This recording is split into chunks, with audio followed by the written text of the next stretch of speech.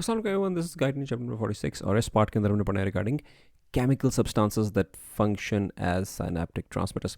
अच्छा, जो केमिकल्स निकलते हैं साइनेप्सिस पे और वो एक एक्सॉन के एंड से निकल के डेंड्राइट को जाके स्टिमुलेट करते हैं या इनहिबिट करते हैं, ये कौन से केमिकल्स होते हैं? जनरली हमारे न्यूरोट्रांसमिटर्स कह रहे हैं। तो ये कितनी किस्म के होते हैं ये जो न्यूरोट्रांसमिटर्स हैं?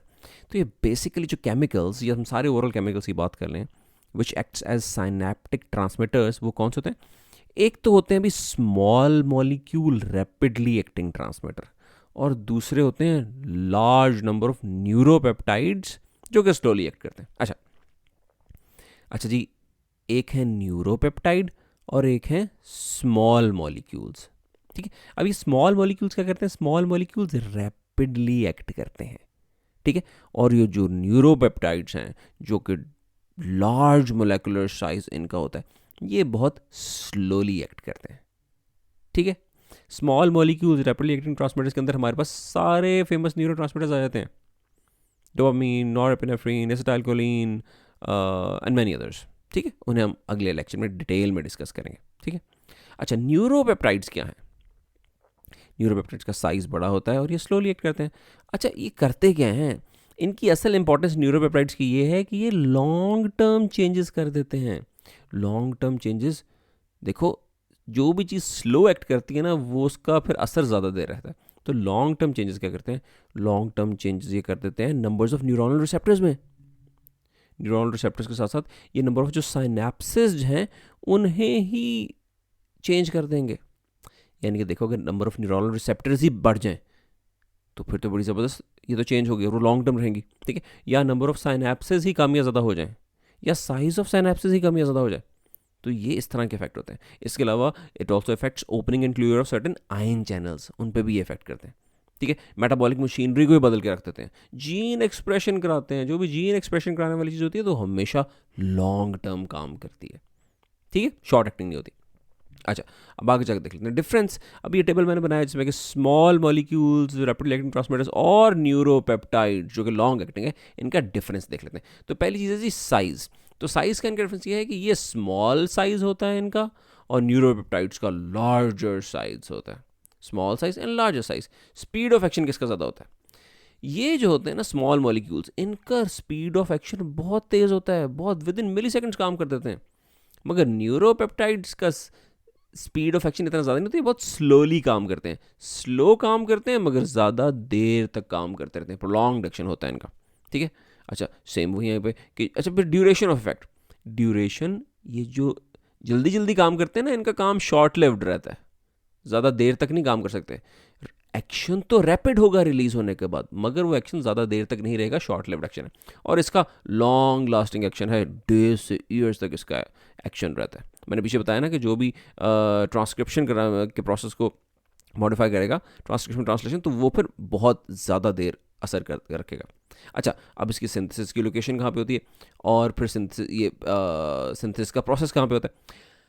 ये जो स्मॉल मॉलिक्यूल्स है ना, द फेमस एसिटाइलकोलिन, नॉरएपिनेफ्रिन वगैरह, ये सारे के सारे प्री साइनेप्टिक जो टर्मिनल होता है ना, प्री साइनेप्टिक टर्मिनल, उसके साइटोसोल में बनते हैं।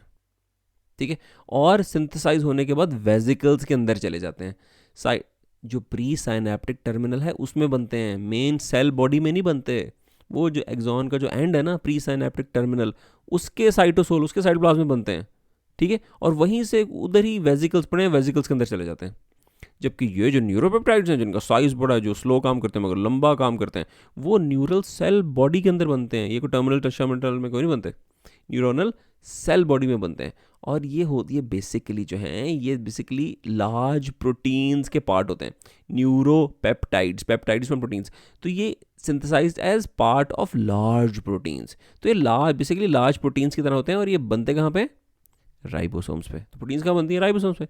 तो ये राइबोस सेल बॉडी के अंदर जो राइबोसोम्स है, वहाँ पे ये लार्ज प्रोटीन्स की फॉर्म में बनेंगे, और ये तो प्री साइनेप्टिक टर्मिनल्स के अंदर बनेंगे। अच्छा जी, फिर स्टोर कहाँ पे होंगे? ये देखो, यहाँ पे हमने बताया कि वेजिकल्स के अंदर चले जाते हैं। तो ये जो स्मॉल मॉलिक्यूल्स हैं, ये वेजिकल के अंदर चले जाते हैं और वहीं पे ये स्टोर रहते हैं। फिर वहीं से ये जब एक्सोसाइटोसिस होने के बाद वापस रिसाइकिल हो जाते हैं। यानी कि जिस तरह एसिटाइलकोलिन का आप लोगों ने पढ़ा था न्यूरोमस्कुलर ट्रांसमिशन में, पिछले साल हमने डिस्कस किया था कि जब एसिटाइलकोलिन रिलीज हो जाता है तो उसके बाद एसिटाइलकोलिन एस्ट्रेज आता है, वो उन्हें तोड़ता है और वापस से वो एसिटाइलकोलिन को फिर वापस से उसके अंदर डाल देगा इनटू द वेसिकल्स। ठीक है, तो ये रिसाइकल भी होते हैं and they are reused multiple times. जबकि ये जो है the big one, the protein ones, the neuropeptides, ये रीसाइकल कोई नहीं होते हैं, ये ऑटोलाइज हो जाते हैं। ठीक, और रीयूज नहीं हो सकते। ठीक है, अच्छा जी, ट्रांसपोर्टेशन किस तरह होती है जी? वेसिकल्स आर प्रेजेंट, ये पड़े ही टर्मिनल के ऊपर होते हैं। इन्हें देखो, ट्रांसपोर्ट से मुराद है कि ट्रांसपोर्ट तो वो चीज़ हो जो दूर पड़ी हो, जैसे कि न्यूरोपेप्टाइड्स ये बने सेल बॉडी में, अब सेल बॉडी से ट्रांसपोर्ट होकर टर्मिनल में आएंगे, तो सेल बॉडी में बने न्यूरोपेप्टाइड्स अपने वेसिकल्स के अंदर के, और वो वेसिकल्स फिर ट्रांसपोर्ट होकर टर्मिनल तक आएंगे, और इन्हें तो ट्रांसपोर्ट होने की जरूरत नहीं क्योंकि पहले ही एंड टर्मिनल्स पे पड़े हुए हैं, प्री साइनेप्टिक टर्मिनल पे पड़े हुए हैं। ठीक है, अच्छा, अब ये तो इनमें से ज़्यादा क्वांटिटी किसकी रिलीज होते हैं? आप कहेंगे अच्छा इसका ना लॉन्ग टर्म एक्शन है तो शायद ये ज़्यादा क्वांटिटी से रिलीज हो, तो नो, न्यूरोपेप्टाइड की बेसिकली पोटेंसी बहुत ज़्यादा होती है, इसलिए ये बहुत थोड़ी क्वांटिटी में ही सिक्रीट हो तो काम चल जाता है। अब ये जो स्मॉल मॉलिक्यूल्स हैं इनकी पोटेंसी काफ़ी कम होती है, तो इसलिए इनकी ज़्यादा सारी क्वांटिटी को प्रोड्यूस होना पड़ता है। कम पोटेंसी जिसको काउंटर करने के लिए ज़्यादा क्वांटिटी प्रोड्यूस होती है। Higher potency 1000 times more than the small molecules, इतनी ज़्यादा पोटेंसी, इतनी ज़्यादा पोटेंट है। ठीक है, यानी अगर सेम अमाउंट ऑफ न्यूरोपेप्टाइड और स्मॉल मॉलिक्यूल्स हो तो न्यूरोपेप्टाइड का इफेक्ट 1000x ज़्यादा है as compare to small molecules. ठीक है, अच्छा जी, इफेक्ट्स पे आते हैं। अब इसका एक्यूट इफेक्ट होता है और इसका प्रोलॉन्ग्ड इफेक्ट होता है। अब प्रोलॉन्ग्ड इफेक्ट किस किस्म का होता है? मैंने कहा था ना, जीन एक्सप्रेशन, रिसेप्टर ऑल्ट्रेशन, ये जो काम होते हैं ना, ये जो भी काम कराते हैं तो वो लॉन्ग टर्म काम चलते हैं, जीन एक्सप्रेशन और रिसेप्टर ऑल्ट्रेशन वाले। ये एक्यूट इफेक्ट्स कराता है, थोड़ी सी सेंसरी मोटर सिग्नल ट्रांसमिशन में कुछ हेल्प कर दी।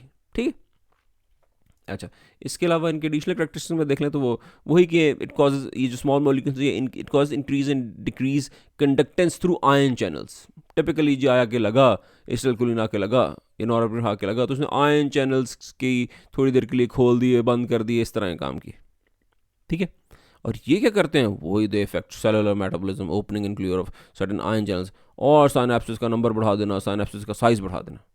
ठीक है, एग्जाम्पल्स में हम देखें तो एसिटाइलकोलिन एग्जाम्पल है, small molecules rapidly acting transmitters की एसिटाइलकोलिन है, और न्यूरोपेप्टाइड्स की एग्जांपल है द एंडोर्फिन्स, वो एंडोर्फिन्स पेन किलर वाले endorphins, the vasopressin, ADH, the vasopressin, ये सारी न्यूरोपेप्टाइड्स की एग्जांपल है। ठीक है, अच्छा, अब ये तो हो गया इसका टेबल। अब एक दो और पॉइंट डिस्कस कर लेते हैं। Neurons can contain both neuropeptides and small molecule transmitters. बिल्कुल जी, एक न्यूरॉन है, एक एक्सॉन का एंड है, क्या वो दोनों, क्या एक स्पेसिफिक न्यूरॉन क्या सिर्फ एक ही चीज़ रख सकता है? न्यूरोपेप्टाइड रख सकता है या स्मॉल मॉलिक्यूल रख सकता है? No, any neuron can have both of them. ठीक है, अब बोथ ऑफ देम यानी कि अब वो फिर इकट्ठे पड़े होते हैं या इकट्ठे नहीं पड़े होते, तो उसकी तीन फॉर्म्स हैं हमारे पास। फर्स्ट तो ये फॉर्म है कि these neuropeptides and small molecule transmitters can be co-localized and co-released. Co-localization से मुराद है कि ये दोनों एक ही वेसिकल के अंदर पड़े हुए हैं। ये एक वेसिकल है, इस वेसिकल के अंदर ये ग्रीन वाले सपोजिटली ये न्यूरोपेप्टाइड्स और पर्पल वाले स्मॉल मॉलिक्यूल ट्रांसमिटर, एक ही न्यूरॉन के एक ही एंड के एक ही वेसिकल के अंदर दोनों पड़े हुए हैं। तो सारी बात है, अगर दोनों इकट्ठे पड़े हुए तो ये रिलीज भी इकट्ठे होंगे। They are co localized in the same vesicle and co release during the action potential. मिसाल के तौर पे ब्रेन स्टेम जो है, हमने आपको बताया था ब्रेन स्टेम जो मिड ब्रेन प्रॉन्स में डाला, तो ब्रेन स्टेम में जो राफे न्यूक्लियस पड़ा होता है, ठीक है, उसके अंदर जो वेसिकल्स है ना, उन वेसिकल्स के अंदर दोनों होते हैं, दोनों न्यूरोपेप्टाइड और स्मॉल मॉलिक्यूल न्यूरोट्रांसमिटर्स होते हैं को रिलीज, तो उसमें दोनों पड़े होते हैं, सेरोटोनिन भी है और ग्लूटामेट भी है, एक न्यूरोपेप्टाइड है और एक स्मॉल मॉलिक्यूल न्यूरोट्रांसमिटर है। ठीक है, तो सेरोटोनिन और ग्लूटामेट दोनों ही एक ही वेसिकल के अंदर पड़े हुए हैं और दोनों ही इकट्ठे रिलीज होते हैं। और काम क्या है इनका? Playing a role in the sleep wake cycle.